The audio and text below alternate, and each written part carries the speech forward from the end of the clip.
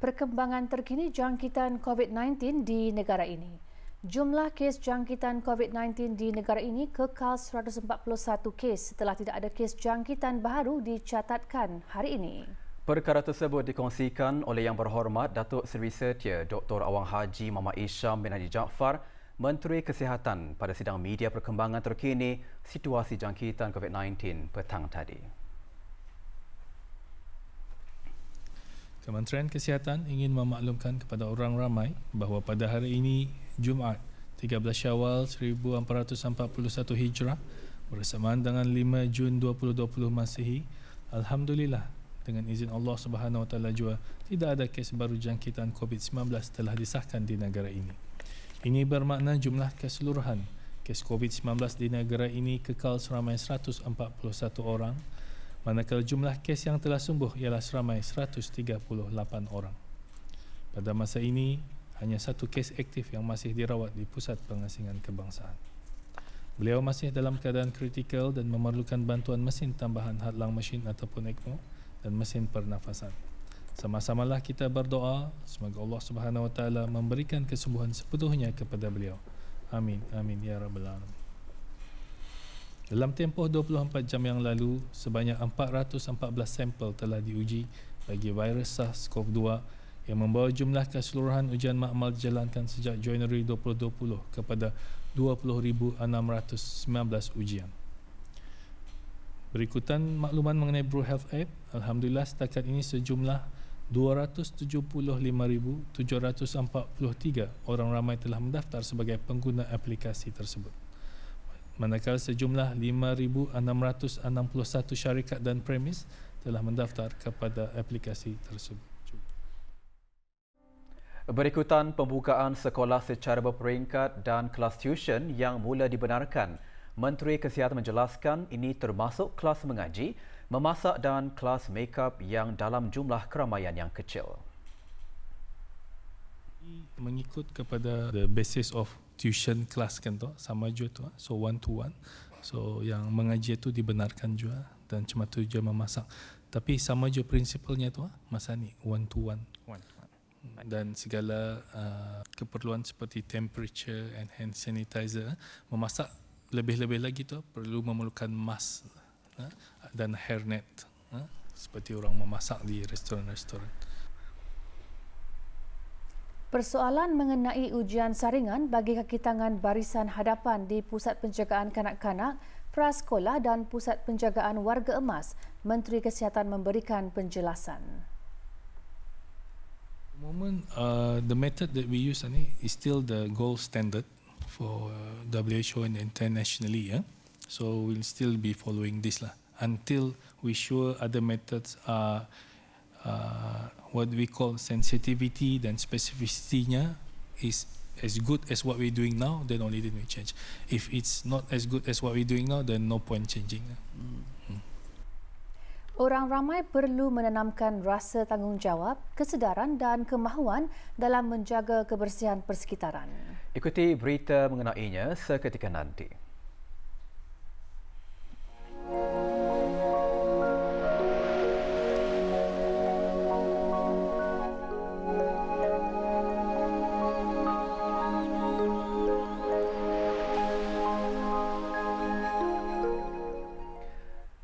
Sebagai umat Islam adalah dianjurkan untuk sentiasa memupuk sifat sabar. Ini kerana sifat sabar itu adalah istana iman. Sifat sabar adalah merupakan senjata yang paling ampuh dalam menghadapi ujian, musibah dan kesusahan. Dalam khutbah Jumaat hari ini, khatib menyentuh mengenai dengan Hari Alam Sekitar Sedunia yang disambut pada setiap 5 Jun merupakan satu platform global yang bertujuan untuk memupuk dan meningkatkan kesedaran alam sekitar serta mendorong sokongan dan penyertaan setiap lapisan masyarakat dalam sama-sama memainkan peranan memelihara alam sekitar. Menurut khatib, dalam menyokong hasrat tersebut, orang ramai perlu menanamkan rasa tanggungjawab, kesedaran dan kemahuan dalam menjaga kebersihan persekitaran. Ini menurutnya, Allah Subhanahu Wa Taala amat mencintai akan perkara cantik, indah dan bersih. Khutbah juga menekankan langkah-langkah pencegahan bagi mengawal risiko penularan penyakit. ahli Jumaat yang dirahmati Allah. Selaku rakyat dan penduduk di negara ini, kita semua hendaklah terus melaksanakan tanggungjawab sosial masing-masing dan membudayakan langkah-langkah pencegahan mengawal dan mengurangkan lagi risiko penularan jangkitan wabak ini. Janganlah kita terlalu berasa selesa dan leka dengan pengurangan langkah-langkah sekatan yang telah dimulakan. Ini kerana walaupun jangkitan COVID-19 di negara kita adalah dalam keadaan terkawal, namun kita masih juga dalam ancaman wabak tersebut. Akhirnya, marilah kita sama-sama memperbanyakkan membaca doa. Semoga wabak penyakit ini akan segera berakhir dan semoga raja kita, diri kita, ahli keluarga kita, serta seluruh rakyat dan penduduk di negara ini mendapat rahmat dan perlindungan daripada Allah Subhanahu wa taala dan selamat dari segala wabak penyakit, mara bahaya dan bala bencana.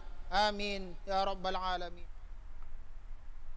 Dalam pada itu, langkah-langkah yang diterapkan oleh Kementerian Kesihatan bersama agensi-agensi bertanggungjawab lainnya telah berhasil dilaksanakan dan dipatuhi oleh para jemaah di semua masjid, surau dan balai ibadat di seluruh negara. Di Masjid Umar Ali Saifuddin di Ibu Negara, sembahyang fardu Jumaat diimamkan oleh Awang Muhammad Hasnal bin Haji Muhammad, Pegawai Hal Ehwal Masjid Umar Ali Saifuddin. Seperti yang dimaklumkan, para jemaah telah awal mengambil air sembahyang di rumah sebelum ke masjid. Para jemaah juga dilihat telah mematuhi arahan-arahan diberikan, antaranya memakai penutup mulut, membawa sejadah sendiri serta mengimbas QR Code sebelum masuk ke Dewan Sembahyang. Di daerah Belait, kru RTB sempat meninjau ke Masjid Muhammad Jamalul Alam, Kuala Belait.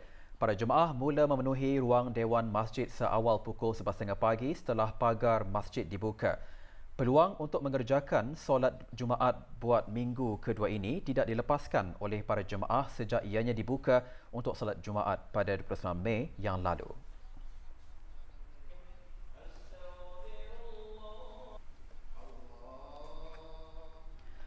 Di daerah Tutong, kru RTB membuat tinjauan persediaan menyambut jemaah yang akan menunaikan sembahyang fardu Jumaat di Masjid Hasan Al-Bolkiah, Pekan Tutong. Para petugas terdiri daripada pegawai keselamatan, Jabatan Haliwal Masjid, Kementerian Haliwal Agama, ahli takmir masjid dan juga sukarelawan sudah berada awal di luar perkarangan masjid bagi membuat persiapan dalam memastikan langkah-langkah keselamatan terus dilaksanakan.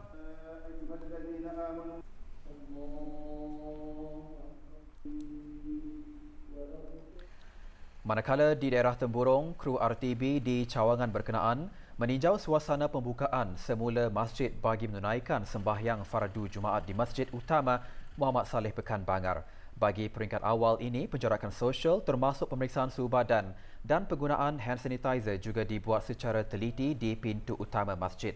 Sepanjang waktu sembahyang berjemaah, ahli-ahli jawatan kuasa takmir masjid juga turut memantau jemaah dalam mematuhi garis pandu sepanjang keberadaan mereka di dalam masjid seperti menjaga penjarakan fizikal di antara para jemaah sepanjang masa.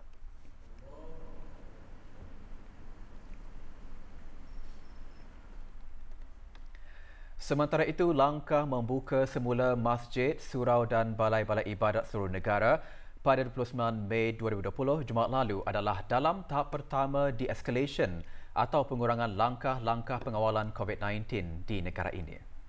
Tempoh berkenaan berjalan selama 14 hari mulai 29 Mei hingga 12 Jun yang meliputi 3 kali Jumaat.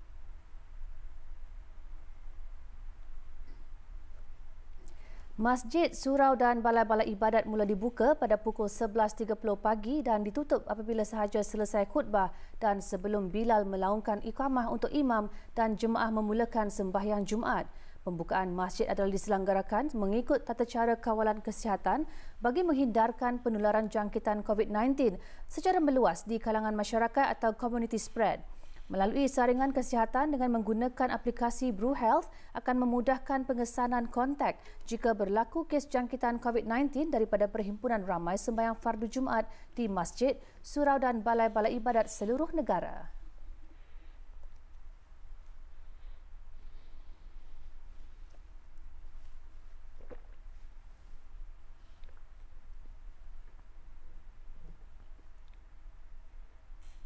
Untuk menambah baik penyelenggaraan sembahyang Jumaat hari ini, beberapa agensi yang terlibat iaitu Kementerian Hal Ehwal Agama, Kementerian Kesihatan, pasukan polis di Raja Brunei dan Angkatan Bersenjata di Raja Brunei setelah melakukan post-mortem ke atas penyelenggaraan sembahyang Jumaat pada Jumaat yang lalu, membuka lebih banyak pintu-pintu pagar masuk ke kawasan dan pintu masuk ke dalam masjid, surau dan balai-balai ibadat mengikut kesesuaiannya untuk keselesaan dan kelancaran jemaah. Masjid, surau dan balai-balai ibadat juga menambah bilangan petugas pengimbas kod QR dan pemeriksaan suhu badan bagi jemaah dengan beratur menurut penjarakan fizikal dan seterusnya membersihkan tangan dengan hand sanitizer sebelum masuk ke ruang sembahyang.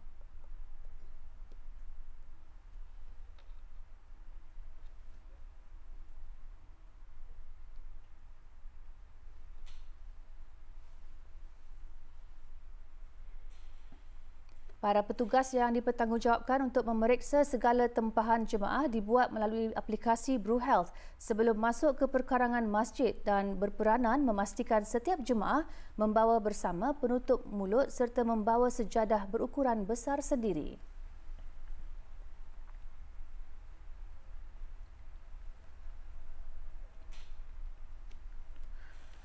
Para jemaah memanjatkan rasa syukur dan gembira apabila diberi peluang kembali menunaikan solat Jumaat walaupun perlu mengikuti SOP yang telah ditetapkan.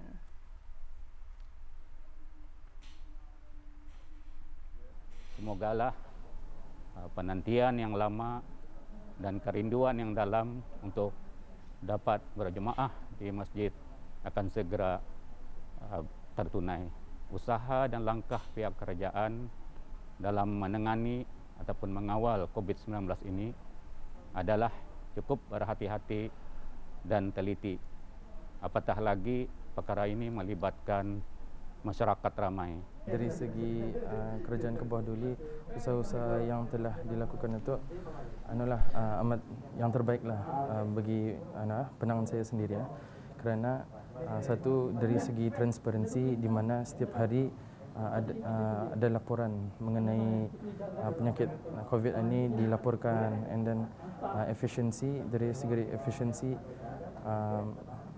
dari segi Telegram ada information yang kena spread dari arah berita. So alhamdulillah semuanya dalam keadaan yang baik, and insyaallah dari segi sukarelawan belia juga bukan saja dari government sama NGO juga ada sama-sama a whole nation of approach dalam menangani COVID ini. Alhamdulillah, perasaan hamba bersyukur selama Jumaat ini, rasa gembira lah daripada para jemaah datang dan atas diri saya sendiri ke masjid ini melihat kedatangan jemaah ke masjid dengan rasa gembira. Adalah sangat bersyukur. Pasal lama sudah kan pasal COVID-19 ini, kita ni mengikut prosedur lah, SOP, pergerakan sosial untuk menghadiri masjid lah. Sekurang-kurangnya alhamdulillah lah masjid itu dapat ni kembali berjemaah lah sembahyang fardu Jumaat. Mengenai langkah-langkah ini, saya merasakan ia punya kaedah adalah amat baik demi menjaga tani punya keselamatan sejua. Saya sendiri pun pernah bertugas dalam task force. So barangan ni okey lah bagi saya. Ini ada satu langkah yang baik. Kata ni patut ikut peraturan-peraturan yang telah pun dikenakan oleh pihak keselamatan, dan kata ni sungguh bangga sekali peraturan-peraturan yang telah pun dikenakan khususnya yang dibuat oleh Kementerian Kesihatan, UMNO dan juga Kementerian Agama dalam tani salat Jumaat ini harus juga kita ni patuhi kerana ini kita ni mencegah daripada kita ni menularnya pandemik COVID-19 ni. Alhamdulillah juga di dalam pelaksanaan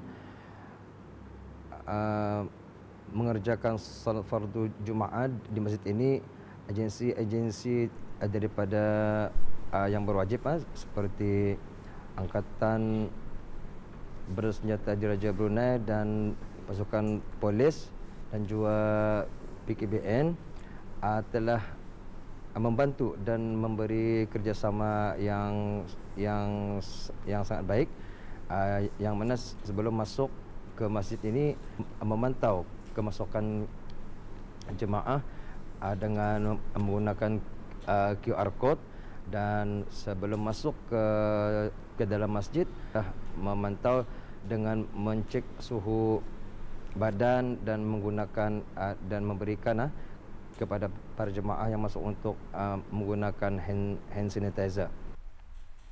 Pembukaan semula masjid, surau dan balai-balai ibadat dan keperluan-keperluannya dapat diselenggarakan dengan sempurna berkat semangat perpaduan dan bersefahaman dalam melakukan perkara-perkara berkebajikan dan takwa, dan juga dalam usaha menghindarkan melakukan perkara-perkara dosa. Bank Islam Brunei Darussalam BIBD mencatatkan pendapatan setahun penuh sejumlah RM342.9 juta, peningkatan 5.2% daripada RM325.9 juta yang dicatatkan pada tahun sebelumnya. Keseluruhannya, BIBD mencapai peningkatan 5% dalam keuntungan bersih bagi tahun 2019, naik kepada RM155.4 juta daripada RM147.9 juta pada tahun 2018.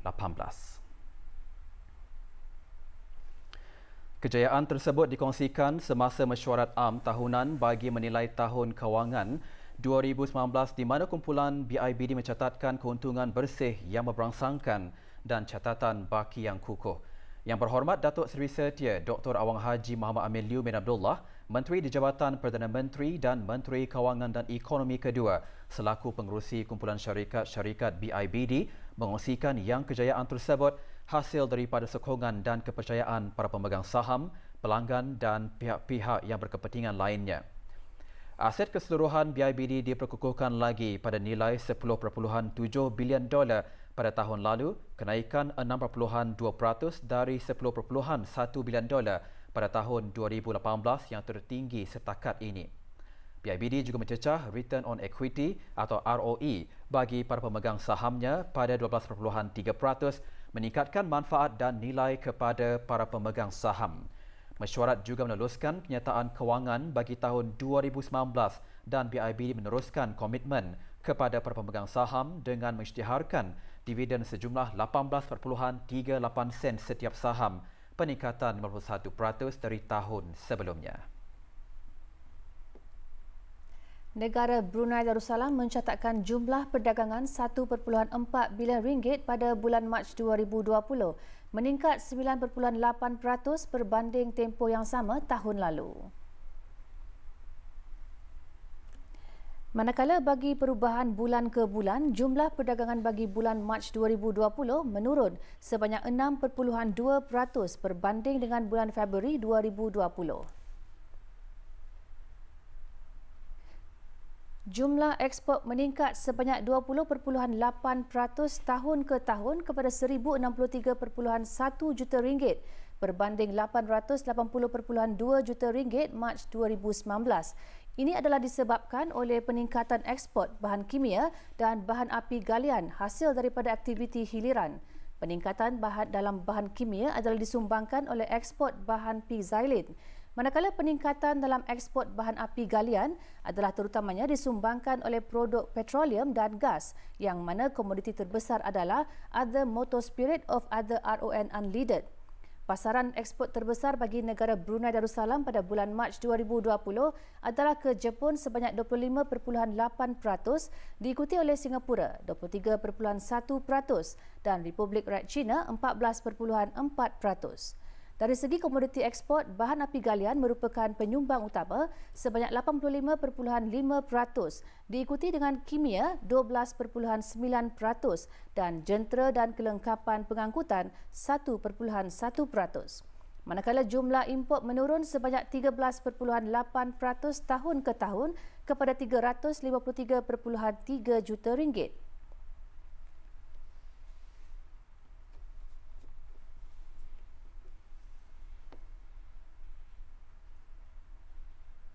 5 komoditi import utama pada bulan ini adalah bahan api galian, diikuti oleh jentera dan kelengkapan pengangkutan, makanan, barang-barang keluaran kilang dan kimia. Mengikut kategori penggunaan akhir, import barang pengantaraan merangkumi 69% dari jumlah import, diikuti oleh import barang modal 22.4% dan barang penggunaan 8.6%. Dari segi import mengikut rakan dagangan, sumbangan terbesar adalah dari Singapura, diikuti oleh Republik Rakyat China dan Malaysia. Perangkaan perdagangan barangan antarabangsa bagi negara Brunei Darussalam adalah menggunakan General System bagi merekodkan perangkaan perdagangan yang meliputi import, ekspor domestik dan ekspor semula. Laporan penuh IMTS bagi bulan Mac 2020 boleh didapati melalui laman sesawang JPES di www.deps.gov.bn.